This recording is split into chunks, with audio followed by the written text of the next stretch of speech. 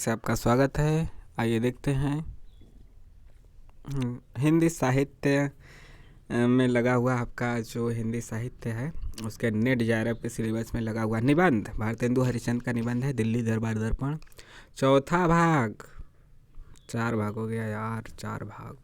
छोटे छोटे भाग में इसलिए किया जा रहा है ताकि आपको अच्छा लगे, बोरिंग ना हो, समझ में आए। इसीलिए आप नए हैं चैनल को सब्सक्राइब भी कीजिए। आइए पढ़ते हैं। इस अभिप्राय से आगे मतलब उसी के आगे 3 पार्ट नहीं देखा तो कैसे समझ में आएगा। जब समझ में नहीं आएगा तो फिर आप कैसे गुन पाएंगे।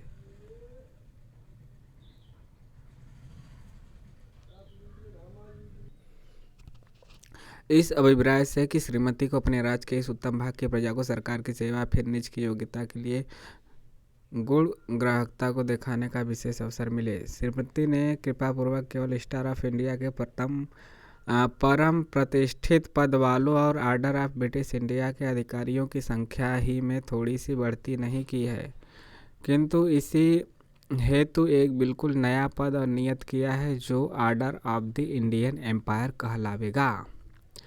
ये हिंदुस्तानी की सेना के अंग्रेजी और देसी अफसर और सिपाहियों, आप लोगों ने जो भारी भारी बहादुरी के साथ लड़ भिड़ कर सब अवसरों पर किए और इस प्रकार श्रीमती की सेना की युद्ध कीर्ति को थामे रहे, उसका श्रीमती अभिमान के साथ स्मरण करती हैं।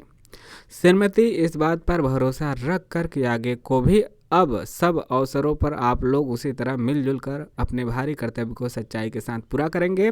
अपने हिंदुस्तानी राज में मेल और अमन चैन बनाए रखने के विश्वास का काम आप लोगों के ही सुपुर्द करती हैं।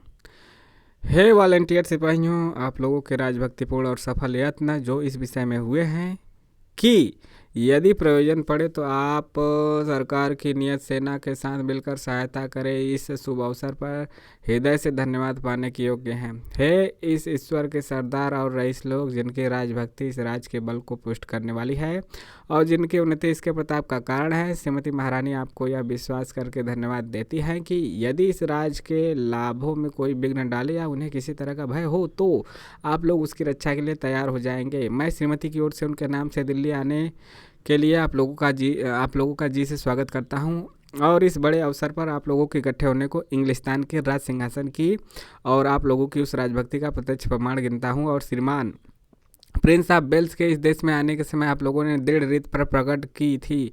श्रीमती महारानी आपके स्वार्थ को अपना स्वार्थ समझती हैं और अंग्रेजी राज के साथ उसके कर देने वाले स्नेही राजा लोगों का जो शुभ संयोग से संबंध है, उसके विश्वास को दृढ़ करने और उसके मेल जोल को अचल करने ही के अभिप्राय से श्रीमती ने अनुग्रह करके वह राष्ट्रीय पदवी ली है जिसे आज आप लोग प्रसिद्ध करते हैं। हे हिंदुस्तान के राजेश्वरी के देसी प्रजा लोग, इस राज्य की वर्तमान दशा और इसके नित्य के लाभ के लिए अवश्य है कि उसके प्रबंध को जांचने और सुधारने का मुख्य अधिकार ऐसे अंग्रेजी अफसरों को सुपुर्द किया जाए जिन्होंने राजकाज के उन तत्वों को भलीभांति सीखा है जिनका बर्ताव राजेश्वरी के अधिकार स्थिर रहने के लिए अवश्य है। इन्हीं राजनीति जानने वाले लोगों के उत्तम प्रयत्नों से हिंदुस्तान सभ्यता में दिन दिन बढ़ता जाता है और यही उसके राजकाज संबंधी महत्व का हेतु और नित्य बढ़ने वाली शक्ति का गुप्त कारण है।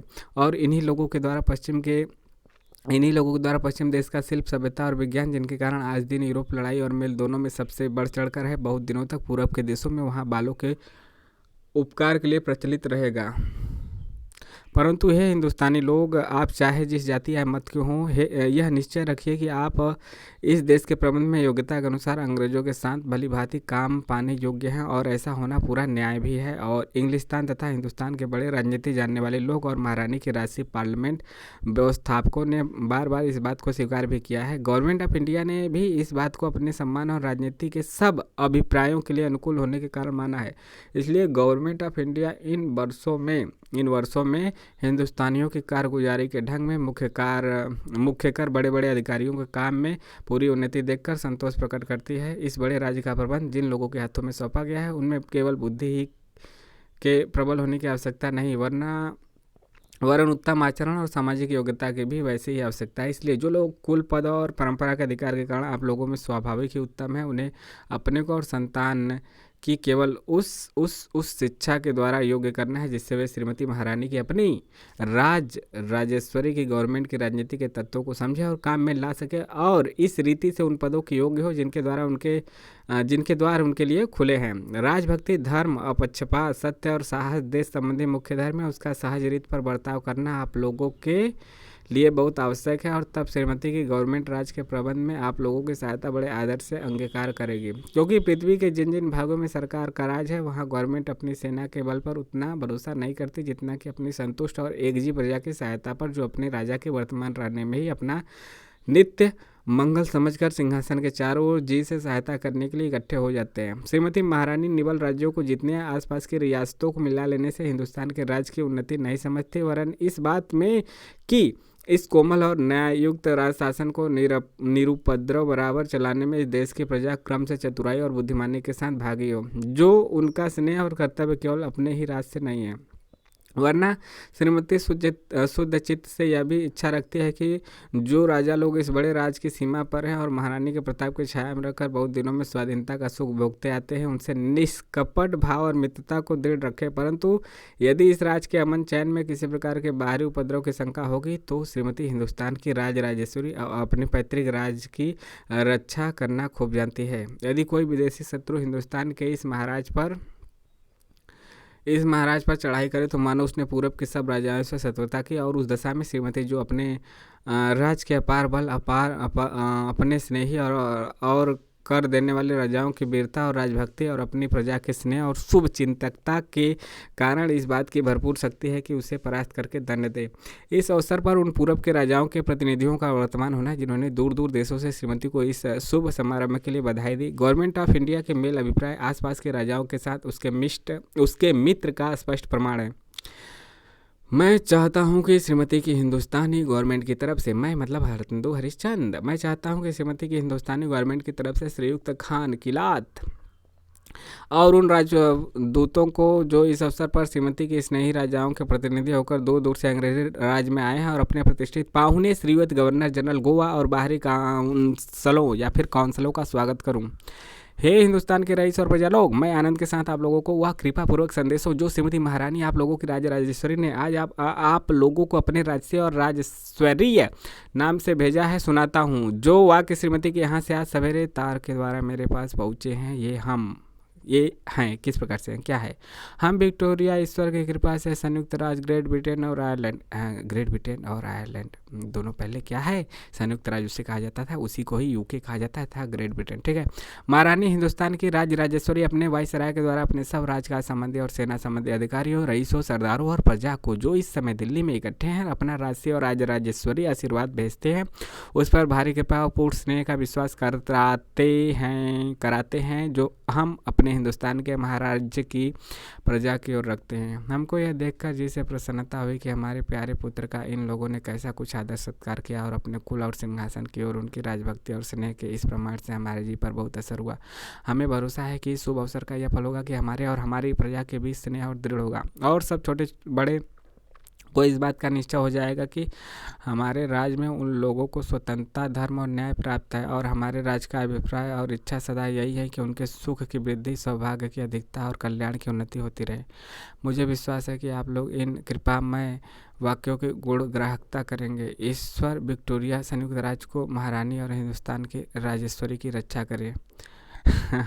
ईश्वर विक्टोरिया संयुक्त राज्य को महारानी और हिंदुस्तान की राजेश्वरी की रक्षा करें।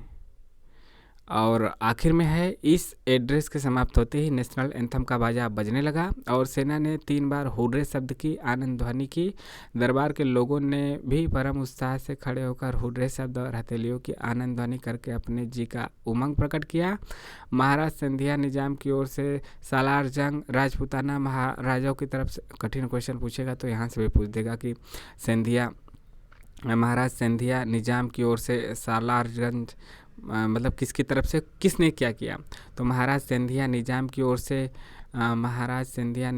से सालार जंग राजपूताना महाराजाओं की तरफ से महाराज जयपुर, बेगम भोपाल, महाराज कश्मीर और दूसरे सरदारों ने खड़े होकर एक दूसरे को बधाई दी, अपनी राजभक्ति प्रकट की। इसके अनंतर श्रीयुक्त वायसराय ने आज्ञा की कि दरबार हो चुका, अपनी 4 घोड़े की गाड़ी पर चढ़कर अपने खेमे को रवाना हुए।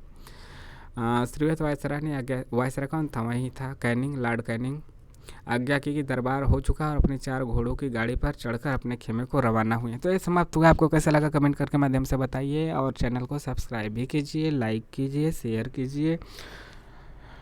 देखिए अब तो प्रधानमंत्री नरेंद्र मोदी का भी यूट्यूब चैनल है, जब वह कर सकते हैं कि सब्सक्राइब कीजिए, राहुल गांधी का हो सकता है, तो हम सब में एक समानता है कि राहुल गांधी, नरेंद्र मोदी और हम यूट्यूबर हैं, तो कोई किसी से बड़ा नहीं, सबका अपना अपना ढंग है, अपना अपना गुण है। तो मिलते हैं नए वीडियो के साथ, मतलब कि अगले निबंध के साथ जो होगा शिव मूर्ति है ना, शिव मूर्ति प्रताप नारायण मिश्र वाला। जय हिंद, जय भारत। कमेंट कीजिए, लाइक भी कीजिए, सब्सक्राइब करना बिल्कुल ना भूलें और टेलीग्राम चैनल से भी जुड़ सकते हैं, वहाँ पे सवाल जवाब करने के लिए। जय हिंद, जय भारत।